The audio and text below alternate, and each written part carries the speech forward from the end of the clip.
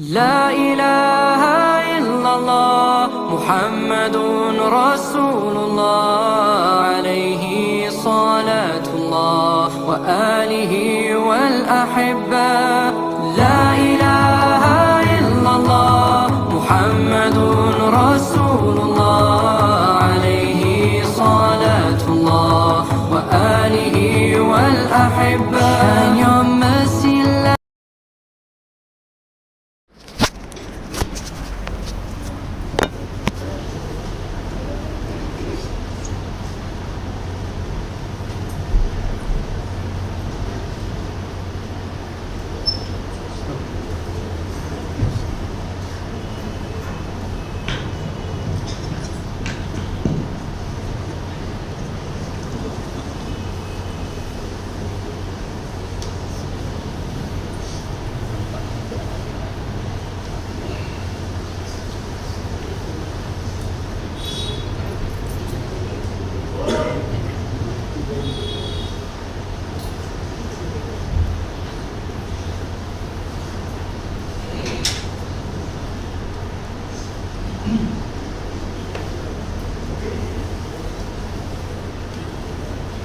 الحمد لله وكفى وسلام على عباده الذين اصطفى أما بعد.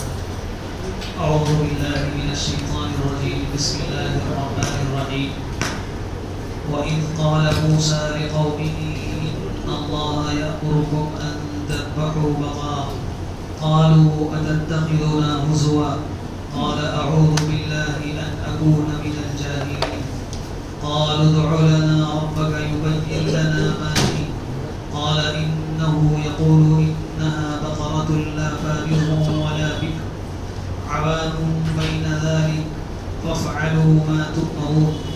قالوا ادع لنا ربك يبين لنا ما لونها قال إنه يقول إنها بقرة صفراء فاقع لونها تسر الناظرين. قالوا ادع لنا ربك يبين لنا ما هي إن البقرة تشابه علينا وإنا إن شاء الله لمهتدون. قال إنه يقول إنها بقرة لا ذلول تثير الأرض ولا تسقي الحرث مسلمة لا شية فيها. قالوا الآن جئت بالحق فذبحوها وما كادوا يفعلون. وإذ قتلتم نفسا فادارأتم فيها والله مخرج ما كنتم تكتمون.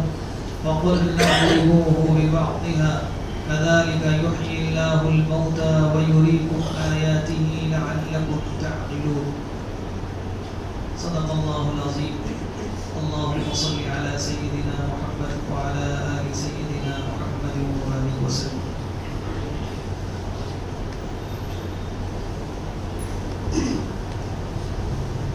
سورہ بقرہ کی آیت نمبر 67 سے 73 تک کی تلاوت کی گئی.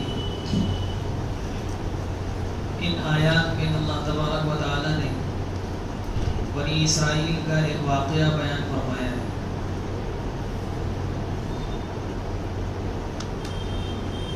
اس واقعے کی وجہ سے اس سورت کو سورہ بقرہ کہتے ہیں. سورت کا نام سورہ بقرہ ہے. وہ بقرہ عربی زبان میں گائے اور بیل دونوں کے لیے استعمال ہوتا ہے، لیکن یہاں واقعہ گائے کا ہے تو گائے جو سورت کا نام رکھا گیا وہ اسی واقعے کی وجہ سے. واقعہ یہ ہوا کہ بنی اسرائیل میں ایک شخص تھا جس کا نام تھا عامل. بہت مال اور دولت والا آدمی تھا.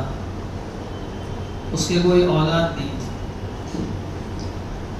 تو جو اس کے چچا زاد بھائی تھے، اس کے بھتیجے تھے، ان بھتیجوں نے یہ چاہا کہ کوئی اولاد تو ہے نہیں، وراثت ہمیں سب ملے گی. تو وہ انتظار میں تھے کہ اس کا انتقال ہو اور ہمیں سارا مال مل جائے، لیکن انتقال ہو نہیں رہا تھا. تو مال کے لالچ میں ایک دن چچا کو لے جا کر جنگل میں قتل کر دیا اور قتل کرنے کے بعد لاش ایک بستی میں جا کے پھینک. اور صبح رونے لگے چلانے لگے کہ ہمارے چچا کو کسی نے قتل کر دیا، اور جس بستی میں لاش تھی وہاں کے لوگوں پر الزام لگانے لگے کہ انہی لوگوں نے قتل کیا ہے۔ معاملہ بہت بڑھ گیا، پتہ نہیں چل رہا تھا کہ اصل قاتل کون ہے۔ بستی والوں نے کہا نہیں، ہم نے تو کسی نے قتل نہیں کیا، اور وہ جو بھتیجے تھے وہ پوری طرح سے کوشش کر رہے تھے کسی طرح سے قتل کا الزام ان کے اوپر عائد ہو جائے۔ اختلافات بہت زیادہ بڑھ گئے۔ لوگوں نے حضرت موسیٰ علیہ السلام سے کہا کہ آپ کوئی ترتیب کیجیے کہ قاتل کا پتہ چل جائے، ہمیں قاتل کا نام معلوم ہو جائے۔ تو موسیٰ علیہ السلام نے اللہ سے دعا کی، تو اللہ تعالیٰ نے قاتل کا نام بتانے کے لیے ایک عجیب حکم دیا۔ موسیٰ علیہ السلام سے کہا کہ آپ ان کو حکم دیجیے کہ ایک گائے کو ذبح کریں، اور گائے ذبح کرنے کے بعد اس کے گوشت کا ایک ٹکڑا لے کر مقتول کیا، جس کو قتل کیا گیا ہے اس کو چھوائیں، تو یہ خود اپنے قاتل کا نام بتا دے گا زندہ ہو کر۔ موسیٰ علیہ السلام نے لوگوں سے کہا کہ بھائی اللہ تعالیٰ نے یہ حکم دیا ہے کہ تم ایک گائے ذبح کرو، اور ذبح کرنے کے بعد اس کا گوشت مقتول کے لگا دینا، وہ اپنے قاتل کا پتہ خود دے دے گا۔ لوگوں نے کہا واہ یہ مذاق آپ کر رہے ہیں، کہ ایسا ہوتا ہے کہ وہ ایک آدمی مر چکا ہے اور پھر اس کی وجہ سے ہم ایک گائے کو بھی ماریں اور پھر اس کا گوشت لگائیں، تو بات عقل میں سمجھ میں نہیں آ رہی، آپ تو مذاق کر رہے ہیں۔ موسیٰ علیہ السلام نے کہا کہ مذاق نہیں، اللہ نے یہ حکم دیا ہے۔ تو پھر طرح طرح سے اس میں ہیلے کرنے لگے کہ اچھا گائے کیسی ہو، اس کا رنگ کیسا ہو، عمر کیا ہو، وہ کیا کرتی ہو۔ جیسے جیسے وہ سوالات کرتے گئے اللہ تعالیٰ نے اور اس کی وضاحت کرتے گئے اللہ تعالیٰ کہ ایسی گائے ذبح کرو۔ بالآخر بہت مہنگے داموں میں وہ گائے خرید کے انہوں نے اس کو ذبح کیا۔ ذبح کرنے کے بعد اس کے گوشت کا ٹکڑا مقتول کے لگایا گیا۔ اللہ تعالیٰ نے مقتول کو دوبارہ زندہ کیا۔ زندہ کرنے کے بعد اس نے اپنے قاتل کا نام بتایا کہ بھتیجوں نے مجھے قتل کیا ہے، اور پھر وہ مر گئے۔ یہ واقعہ اللہ تعالیٰ نے ان آیات میں بیان فرمایا۔ کیا حکمت ہے ان آیات کی، کیوں یہ واقعہ بیان کیا گیا، ہمارے لیے کیا سبق ہے اس میں؟ بہت سے اسباق ہیں۔ اللہ تعالیٰ ارشاد فرماتے ہیں وَإِذْ قَالَ مُوسَىٰ لِقَوْمِهِ إِنَّ اللَّهَ يَأْمُرُكُمْ أَن تَذْبَحُوا بَقَرَةً، اور وہ وقت بھی قابل ذکر ہے جب موسیٰ علیہ السلام نے اپنی قوم سے کہا کہ اللہ تعالیٰ تم کو حکم دیتا ہے کہ گائے کو ذبح کرو۔ قَالُوا أَتَتَّخِذُنَا هُزُوًا، انہوں نے کہا کہ کیا آپ ہم سے مذاق کرتے ہیں؟ یعنی یہ کون سی بات ہے کہ آدمی مر گیا اس کو قاتل کو پتہ لگانے کے لیے گائے کو ذبح کیا جائے، یہ تو مذاق ہے۔ یہ صرف بنی اسرائیل کا مزاج نہیں تھا، بہت سے دینی معاملات میں ہمارا مزاج بھی یہی ہے کہ شریعت کا کوئی حکم سامنے آتا ہے تو ہمیں جلدی قبول نہیں ہوتا، سمجھ میں نہیں آتا کہ ایسا حکم کیوں دے دیا گیا، اس کا کیا تعلق ہے۔ یہ مزاج بنی اسرائیل میں بھی تھا، اللہ نے ان کی نافرمانی کو بیان کیا یہ بتانے کے لیے کہ ہمیں اپنے آپ کو اس مزاج سے پاک اور صاف رکھنا چاہیے۔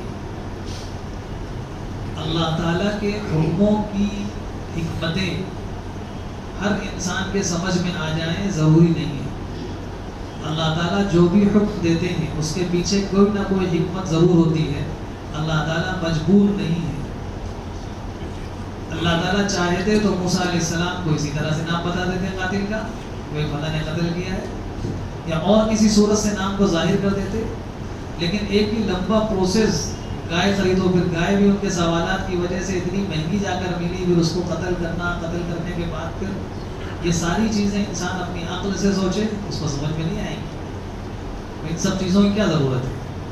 براہ راست اللہ تعالیٰ چاہتے موسیٰ علیہ السلام کے نبی پیغمبر تھے، فرشتے آتے تھے اور اللہ تعالیٰ تو خود ان سے کلام کرتے تھے، وہ تو کلیم اللہ تھے، ان سے بتاتے کہ فلاں شخص نے قتل کیا ہے، معاملہ ختم ہو جاتا۔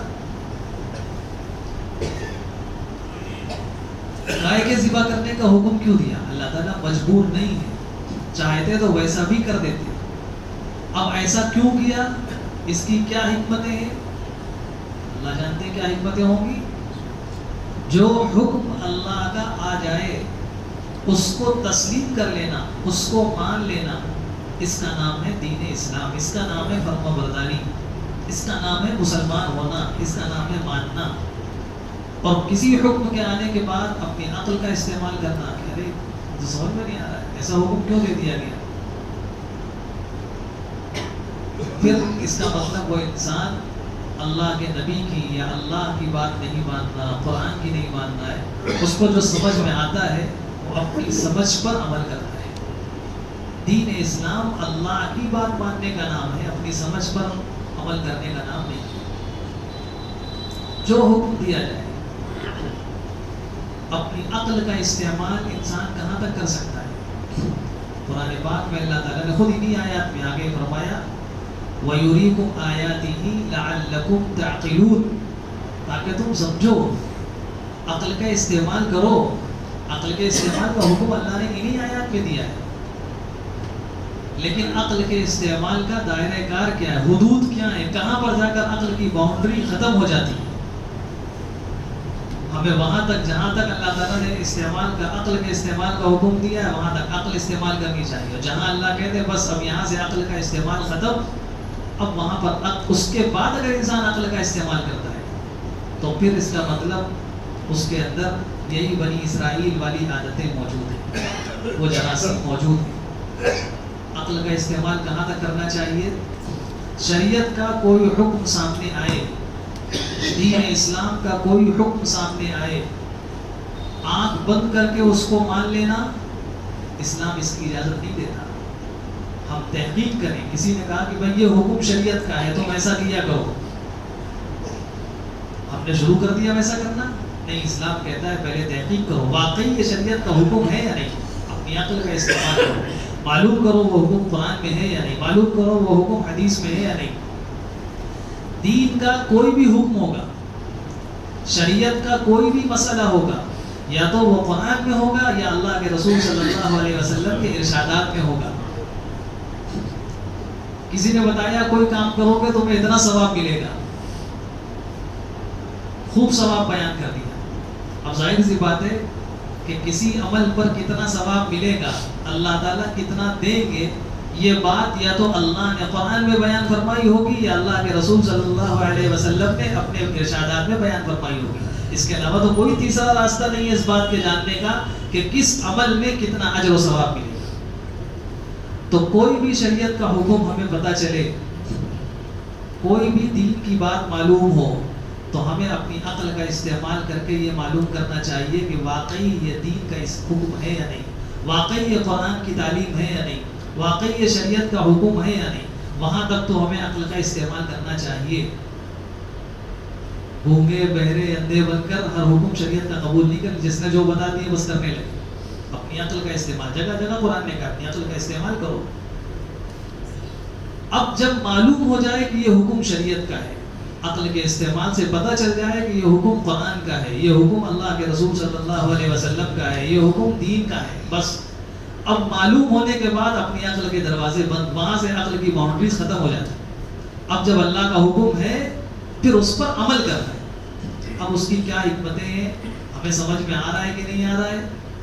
مثال کے طور پہ کوئی یہ سوچنے لگے کہ فجر کی نماز میں زور سے قرات کرتے ہیں امام صاحب، مغرب میں کرتے ہیں، عشاء میں کرتے ہیں، ظہر میں کیوں نہیں کرتے؟ اور پھر جمعہ والے دن تو کر لیتے ہیں زور سے، باقی دنوں میں کیوں نہیں کرتے؟ آپ عقل کے استعمال سے یہ پتہ لگائیے کہ واقعی اس کا حکم اللہ کے رسول صلی اللہ علیہ وسلم نے دیا ہے کہ نہیں دیا ہے. ایسا تو نہیں کہ امام صاحب اپنی مرضی سے کر رہے ہیں. آپ نے اپنی عقل کا استعمال کر کے پتہ لگا لیا نہیں یہ حکم شریعت کا ہے، یہ حکم واقعی اللہ کے رسول صلی اللہ علیہ وسلم کا ہے. بس اب یہ پتہ چل گیا، اب ظہر کی نماز میں خاموشی ہی بہتر ہے، سری نماز ہی ہوگی. اب ہماری سمجھ میں آیا نا، عقل کا وہاں دائرے کاری ختم ہو جاتا ہے. تو شریعت کا ہر حکم میں عقل بھی استعمال ہوتی ہے اور عقل کا دائرہ کار ختم بھی ہو جاتا ہے. ہمیں کہاں تک عقل کا استعمال کرنا ہے؟ حضرت حکیم الامت رحمۃ اللہ علیہ نے اس کی بڑی اچھی مثال دی. حضرت نے فرمایا کہ تمہیں پہاڑ پر چڑھنا ہے مثال کے طور پہ، اور تمہارے پاس گھوڑا ہے، آج کل مثال کے طور پہ بائک ہے، پہاڑ تک جانے کے لیے ایک راستہ تو گھر سے لے کر پہاڑ تک گھوڑے پر طے ہوگا یا بائک پر طے ہوگا, سواری پر طے ہوگا. ایک مقام تک جانے کے بعد اب گھوڑے اور بائک سے آپ اوپر نہیں چڑھ سکتے پہاڑ کے اوپر. وہاں سے آپ کو گھوڑا بھی چھوڑنا پڑے گا, بائک بھی چھوڑنی پڑے گی. آپ اپنے پیروں کا سہارا لے کر آپ اوپر چڑھیں. اگر آپ نے سوچا کہ نہیں ہم تو گھوڑے پر بیٹھے بیٹھے پہاڑ کی بلندی پر پہنچیں گے, بائک پر بیٹھے بیٹھے پہاڑ تک پہنچیں گے, تو آپ اوپر تو نہیں کہیں اور پہنچ جائیں گے. اس لیے کہ اس کا ایک دائرہ کار ہے. بائک جہاں تک لے جا سکتی ہے وہاں تک چلے جائیں گے, اس کے بعد پھر پیروں کا استعمال کرنا ہے. ایسے ہی شریعت کے حکم میں جہاں تک عقل کا استعمال کرنا چاہیے وہاں تک عقل کا استعمال کرنا, اس کے بعد اللہ کا جو حکم آ جائے اس پر سر تسلیم خم کر دینا, اس کا نام ہے دین اسلام. اس کی بہت واضح مثال اللہ تعالیٰ نے حکم دیا حضرت ابراہیم علیہ السلام کو خواب میں اپنے بیٹے کو ذبح کرنے کا. عقل سے کوئی انسان سوچے تو اس کی کوئی حکمت اس کو سمجھ میں نہیں آئے گی کہ کیا اللہ تعالیٰ جو اتنے رحیم و کریم ہیں, 70 ماؤں سے زیادہ اپنے بندے کو چاہتے ہیں, وہ کسی باپ کو یہ حکم دے سکتے ہیں کہ جو باپ بوڑھا بھی ہو, بڑی تمناؤں کے بعد دعاؤں کے بعد اللہ نے اس کو اولاد عطا کی ہو, اس اولاد کو ذبح کرنے کا اللہ تعالیٰ حکم دے دیں گے؟ لیکن اللہ تعالیٰ نے حکم دیا اور ابراہیم علیہ السلام نے اس حکم پر سر تسلیم خم کر دیا, لے جا کر بیٹے کو لٹا دیا اور اپنی سوچ کے اعتبار سے انہوں نے چھری چلا بھی دی. اللہ تعالیٰ نے اس پورے واقعے کو بیان کرنے کے بعد جو لفظ استعمال فرمایا فلما اسلما وتلہ للجبین, جب ان دونوں نے میری فرما برداری کی. اسلما, آپ یہ بھی کہہ سکتے ہیں جب وہ دونوں مسلمان ہو گئے, ابراہیم علیہ السلام. لفظ اسلام کا, اسلمہ کا لفظ اللہ تعالیٰ نے استعمال فرمایا کہ جو حکم ہم نے دیا تھا, اللہ سے اعتراض نہیں کہ اللہ آپ نے اتنے بڑھاپے میں حکم اولاد دی میں اسی کو ذبح کر دوں. اسماعیل علیہ السلام نے نہیں کہا کہ ابا جان آپ یہ کیا کہہ رہے ہیں, کیا دنیا میں کوئی باپ اپنے بیٹے کو ذبح کرتا ہے؟ جیسے ہی ابراہیم علیہ السلام نے بیٹے سے کہا بیٹا مجھے اللہ تعالیٰ نے خواب میں حکم دیا کہ میں تمہیں ذبح کر رہا ہوں, فوراً کہا کہ ابا جان آپ کو جو حکم ملا اس کو کر گزریے, آپ مجھے صبر کرنے والوں میں پائیں گے. اس کا نام ہے اسلام.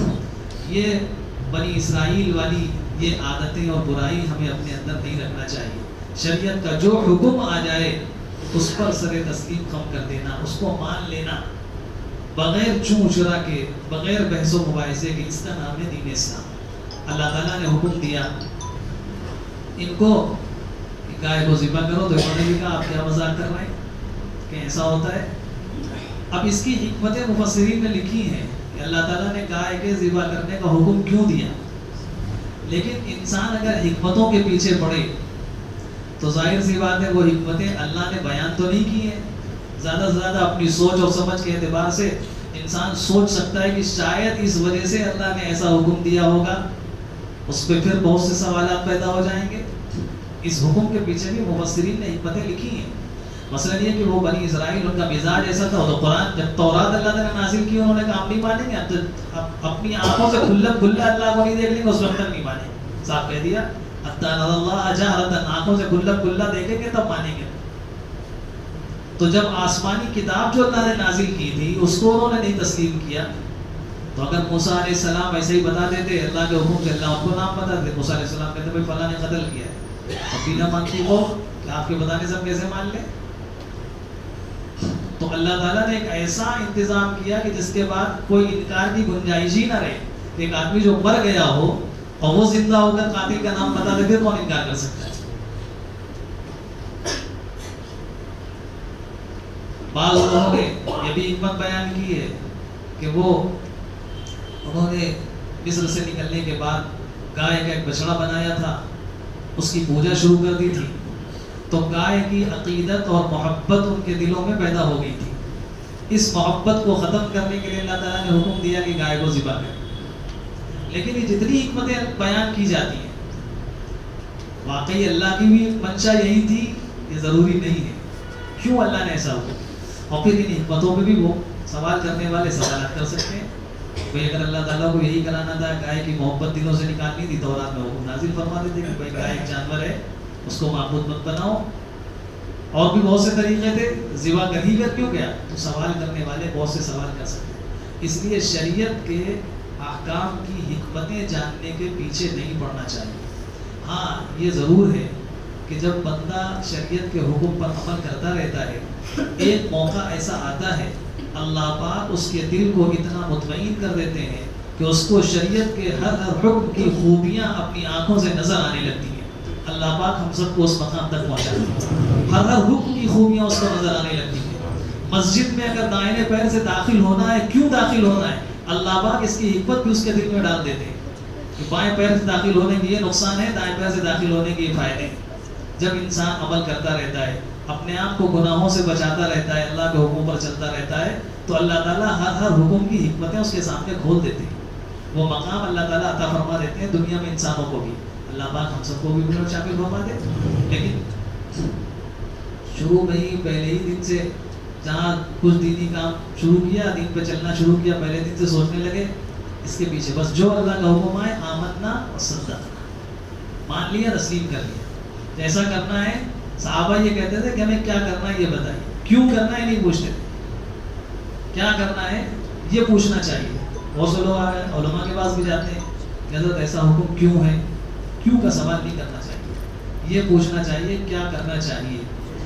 یہ میرے سامنے مسئلہ ہے، اس مسئلے پر ہمیں کیا کرنا چاہیے، شریعت کا حکم کیا ہے. یہ ہے مومنانہ سوال. اور یہ پوچھنے لگے کہ ایسا کیوں کرنا چاہیے، یہ زیادہ اچھا سوال نہیں ہے. اللہ تعالیٰ ایسے سوالات سے ہمیں بچائے. قالوا اتتخذنا ہزوا، انہوں نے کہا کہ آپ ہم سے مذاق کر رہے ہیں.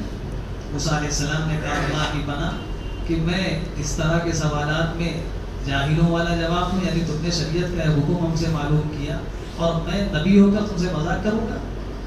قالوا ادع لنا ربك يبين لنا ما هي، پھر انہوں نے کہا اچھا اب سوالات پر سوالات شروع کر دیے.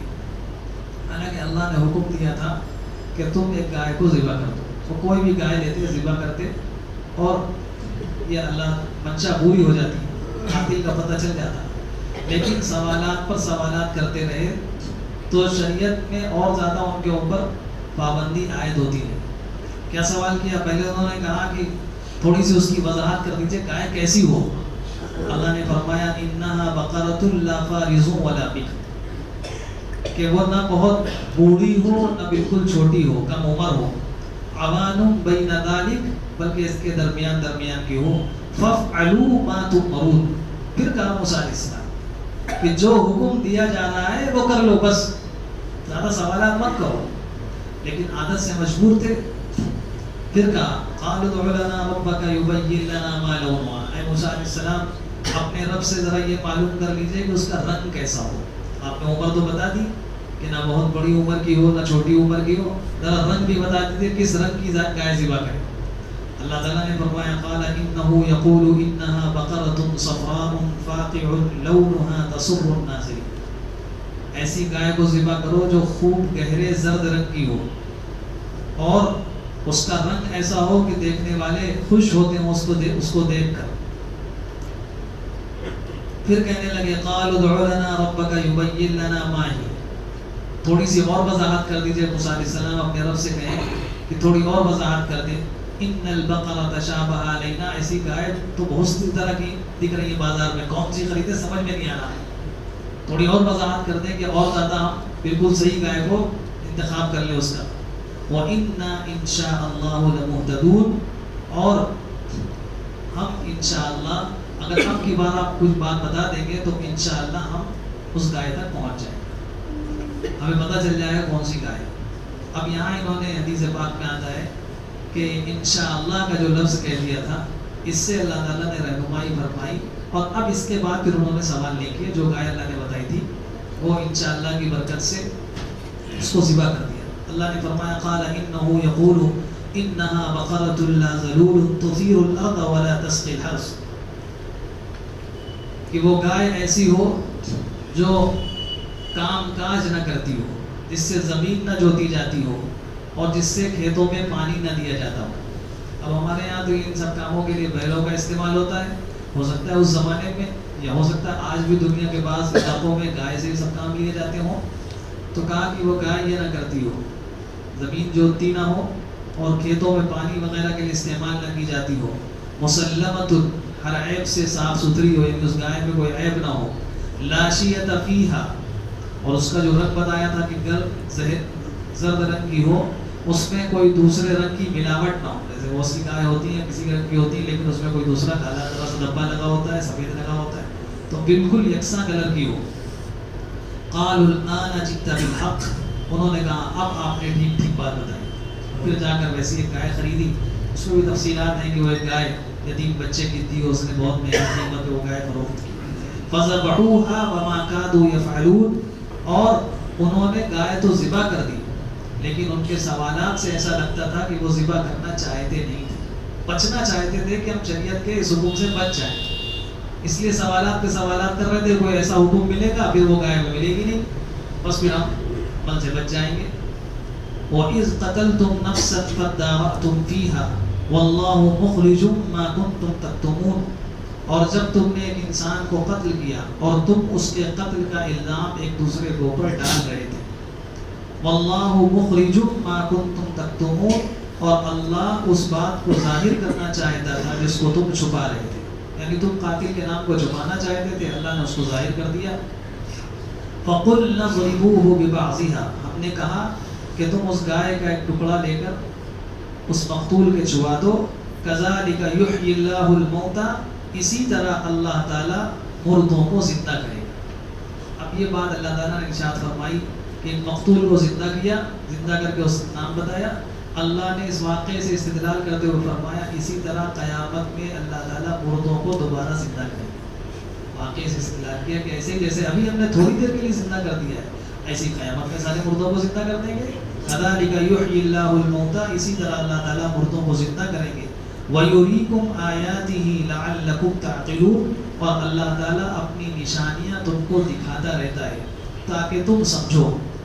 بنی اسرائیل کو اللہ تعالیٰ نے اپنی بہت سی نشانیاں دکھائی تھیں، اپنے بہت سے معجزات دکھائے تھے، لیکن ان نشانیوں اور معجزات کو دیکھنے کے بعد بھی وہ اللہ کے حکموں کو مانتے نہیں تھے، اللہ کے حکموں پر چلتے نہیں تھے، بحث و مباحثہ کرتے تھے، حیلے بازی کرتے تھے اور سوچتے تھے کسی طرح سے اس حکم سے ہم بچ جائیں، ہمیں یہ کام نہ کرنا پڑے.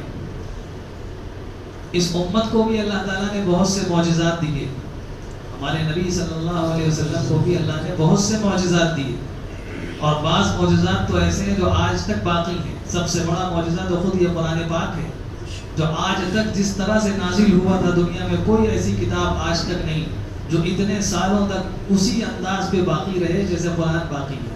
ایک زبر اور زیر کی بھی تبدیلی نہ ہو، ایک حرف کی بھی تبدیلی نہ ہو، کوئی دنیا میں قوم ایسی کتاب پیش نہیں کر سکتی. ہر چند سالوں کے بعد زبانیں بالکل تبدیل ہو جاتی ہیں. قرآن پاک اللہ نے جس زبان میں نازل کیا، جو جس زبان میں نازل کیا تھا، آج تک اس کی تبدیلی کی کوئی ضرورت محسوس نہیں، اسی انداز میں باقی ہے. اس کے ایک ایک آیت، ایک ایک حکم، اور جب انسان پڑھتا ہے گہرائی کے ساتھ ایسا لگتا ہے کہ یہ قرآن آج کے ہمارے اور آپ کے لیے نازل ہوا ہے. ایسا نہیں محسوس ہوتا کہ ہم بہت پرانی کوئی کتاب پڑھ رہے ہیں.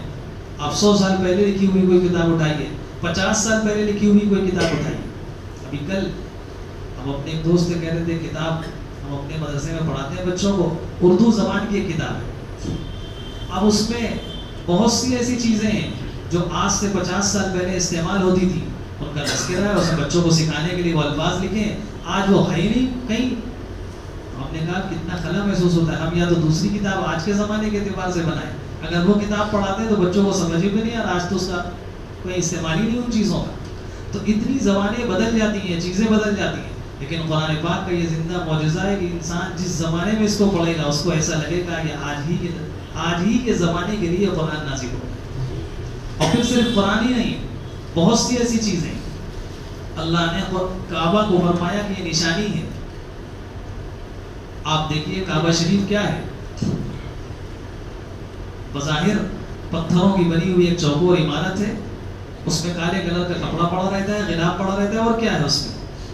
لیکن ساری دنیا کے انسان، اس میں اللہ نے ایسی کشش رکھ دی ہے کہ انسان جب جاتا ہے اپنی آنکھوں سے دیکھتا ہے، بے اختیار اس کی آنکھوں سے آنسو جاری ہو جاتے ہیں. لوگ گھنٹوں گھنٹوں بیٹھے اس کو دیکھتے رہتے ہیں. اس کو دیکھنا بھی عبادت ہے. کعبہ شریف گھنٹوں بیٹھے دیکھتے رہتے ہیں کعبہ شریف کو. آخر کیا اس میں کچھ نہیں ہے، ایک عمارت بنی ہوئی ہے، اس میں غلاف پڑا ہوا ہے، چوکور عمارت ہے، نہ کوئی ڈیزائن ہے، نہ کوئی نقشہ ہے، کچھ نہیں. آخر وہ کون سی چیز ہے جس میں اس میں اتنی کشش لگتی ہے کہ اس کو دیکھنے میں لطف محسوس ہوتا ہے. انسان بے اختیار چاہتا ہے کہ اس کو دیکھتے رہیں. زمزم ایک کنویں سے پانی نکل رہا ہے، کتنے سالوں سے نکل رہا ہے اور کتنی بڑی مقدار میں نکل رہا ہے. یہ اللہ تعالیٰ نے ایسی بہت سی نشانیاں آج بھی رکھی ہیں کہ انسان غور کرے تو اس کو اسلام کے حق ہونے کی واضح دلیلیں سمجھ میں آ جائیں. اسلام کتنا حق مذہب ہے، کتنا سچا مذہب ہے. وَيُرِيكُمْ آيَاتِهِ صرف انہی کو نہیں دکھائی اللہ نے نشانیاں بنی اسرائیل کو، ہمیں اور آپ کو بھی دکھائی ہیں بے شمار نشانیاں. بس دیکھنے والی اللہ تعالیٰ آنکھیں ہم سب کو عطا فرمائے. اگر ان نشانیوں کو ہم دیکھیں گے لعلکم تعقلون، پھر سمجھیں گے تو دین اسلام کا حق ہونا ہمیں سمجھ میں آئے گا اور پھر اس کے ایک ایک حکم پر عمل کرنا آسان ہو جائے گا.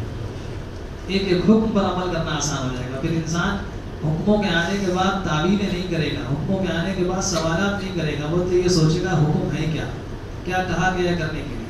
بس اس وقت تک ہے جب تک یہ بات سمجھ میں نہ آ جائے کہ ہاں واقعی دین اسلام حق اور سچ مذہب ہے. ہم لوگ خاندانی مسلمان ہیں، مسلمان گھر میں پیدا ہو گئے، بڑے ہو گئے، کچھ چیزیں کر لینے کا نام اسلام سمجھ لیا، جو چیزیں نہیں سمجھ میں آئی نہیں کیا. اس طرح سے معاملہ چل رہا ہے. لیکن جس دن اسلام کی حقانیت دل کے اندر پیدا ہو گئی تو پھر سارے عمل پر، سارے حکموں پر عمل کرنا آسان ہو جائے.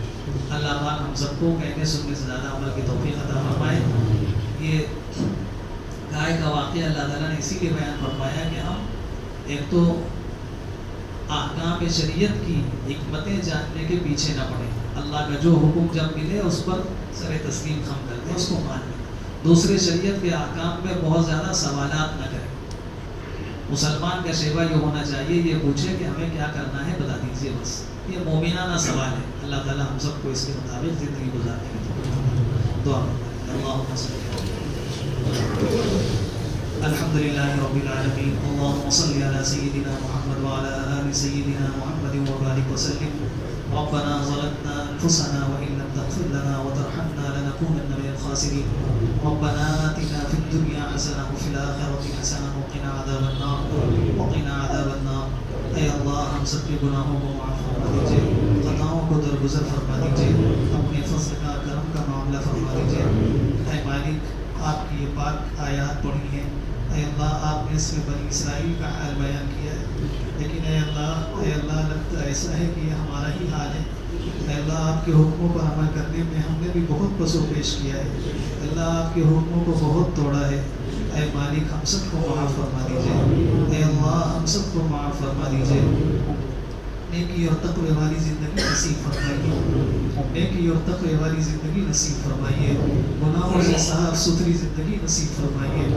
اے اللہ اے اللہ اے ہمارے رب، اے ہمارے رب، اے 70 ماہوں سے زیادہ چاہنے والے رب، بہت ناراض کیا ہے آپ کو، بہت گناہ کیے ہیں. اے اللہ بہت گناہ کیے ہیں.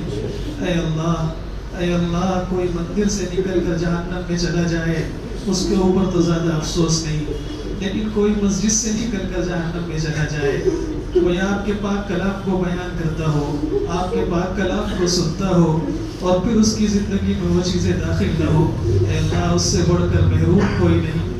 اے اللہ ایسی محرومی سے ہم سب کو بچا لیجیے. مالک ایسی محرومی سے ہم سب کو بچا لیجیے.